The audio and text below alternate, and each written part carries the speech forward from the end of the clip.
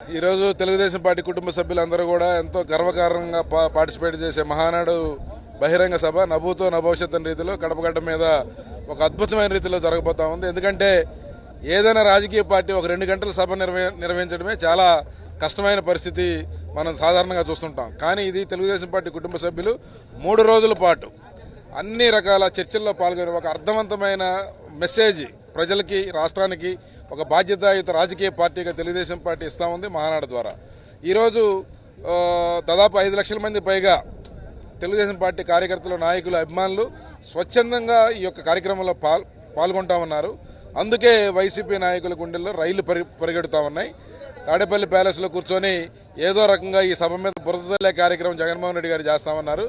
ఇకనైనా సరే ఆయన 5 సంవత్సరాల గతంలో చేసిన తప్పులకి ముక్కు నేల రాసి ప్రజలకు క్షమాపణ చెప్పి ప్రజల దగ్గరికి వెళ్తే ప్రజలు కనీసం చూస్తారు.